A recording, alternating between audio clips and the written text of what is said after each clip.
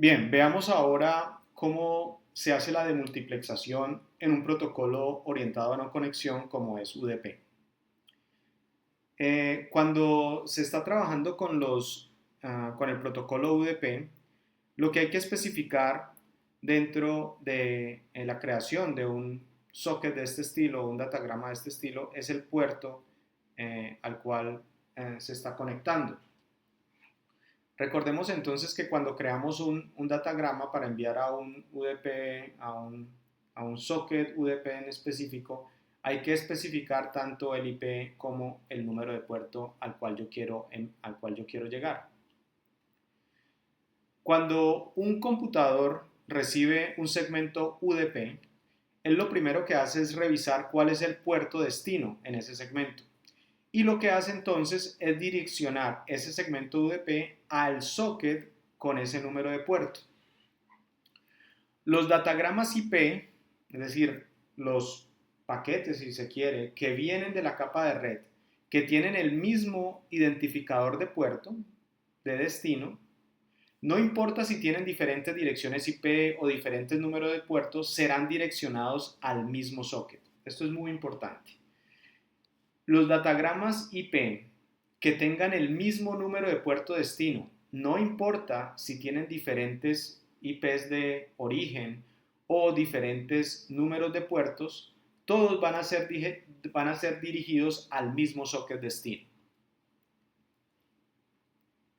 Imaginémonos este escenario, tenemos como en el ejemplo anterior, tenemos dos clientes, tenemos un servidor, tenemos una sola aplicación al lado del servidor y veamos una interacción. Entonces, aquí creamos al lado del cliente, creamos un socket que está escuchando por el puerto 9157.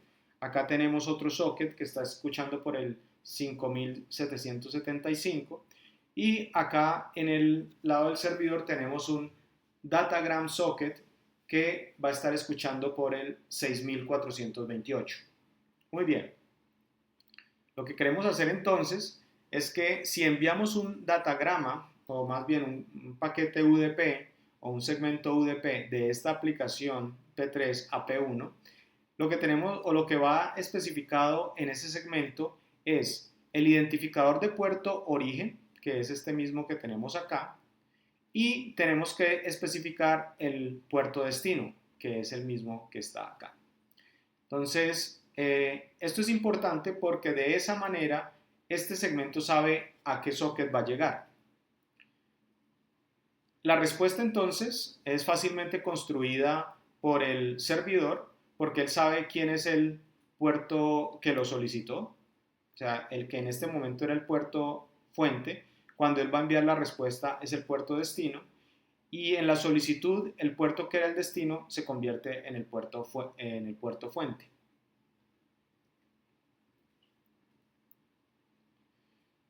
Les queda como tarea tratar de responder o identificar quién es el puerto fuente, puerto destino en esta interacción. Veamos ahora entonces cómo se hace la demultiplexación orientado a conexión. Ahí entonces ya estamos hablando no de UDP, sino que estamos hablando de TCP. Algo que es importante, a diferencia del protocolo anterior, es que un socket se va a identificar por 4 datos. El primero es la dirección IP origen, el número de puerto origen, el IP destino y el número de puerto destino. Para hacer la demultiplexación, el receptor tiene que usar esos 4 valores para dirigir el segmento al socket apropiado.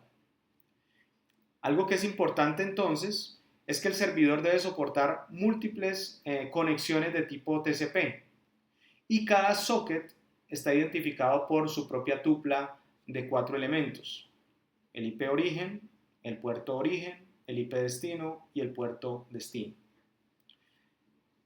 Los servidores entonces, particularmente los servidores web, tienen diferentes sockets para cada cliente que se conecta. Y en particular, cuando tenemos servidores HTTP no persistentes, tendremos diferentes sockets para cada solicitud. lo cual eso es un overhead bastante alto al lado del servidor, ya que tiene que guardar información de muchos sockets en un momento dado. Este que está acá entonces es un diagrama que nos puede hablar acerca de cómo sucede la demultiplexación cuando estamos hablando del protocolo TCP o el protocolo que es orientado a conexión. Entonces tenemos un cliente o un par de clientes, tenemos un servidor. Al lado del cliente de la izquierda tenemos un proceso P3. Al lado del cliente de la derecha tenemos P2 y P3. Probablemente hubiera sido mejor asignarle otro número P1 y P2, por ejemplo. Al lado de la aplicación del servidor tenemos P4, P5 y P6. Muy bien. Lo que sucede entonces es que cuando P3 envía una solicitud, él lo que va a enviar es su IP, su identificador de puerto. Luego tiene que indicar cuál es el IP destino y cuál es el puerto destino. Observen acá que estamos haciendo una solicitud del tipo HTTP, porque el puerto destino es el 80 y el puerto 80 está asignado en general para el protocolo HTTP. Cuando este proceso de acá, que está asociado con el protocolo HTTP, recibe la solicitud, él puede enviar la respuesta. Ahora, el que era el IP destino se convierte en el IP fuente, el puerto que era el destino se convierte en el IP fuente y el IP que era fuente ahora se convierte en el IP destino y el puerto que era origen ahora se convierte en el puerto destino en este segmento que se está enviando al lado de acá. Observemos ahora que a pesar de que estamos enviando al mismo puerto 80, por ejemplo de P2, estamos enviando una solicitud al puerto 80, es otro proceso diferente a P4 el que está atendiendo la solicitud, en este caso es P6. Cuando estábamos hablando del protocolo orientado a desconexión o al UDP, todos los segmentos que tenían el mismo puerto, identificador de puerto, iban al mismo socket. En este caso de acá, en TCP no pasa eso. En este caso, la forma como se identifica de manera única un socket es a través de los 4 valores. El IP fuente, el puerto origen, el IP destino, el puerto destino. Cosa que no pasaba en UDP. En UDP, la forma como se identificaba de manera única ese socket era a través del puerto destino. Muy bien. Esto fue lo que les quería, esto es como una conclusión. Los 3 segmentos que estamos mostrando, todos van al IP B, tienen el mismo puerto 80, pero están demultiplexados a diferentes sockets porque tenemos diferentes puertos origen y diferentes puertos, diferentes IP origen y diferentes puertos origen. Entonces esa es la razón por la cual la información o los sockets que atienden las solicitudes son diferentes.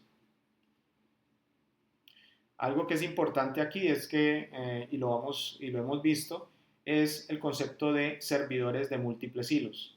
De esta manera se puede optimizar la atención de los clientes que están trabajando particularmente sobre el protocolo HTTP.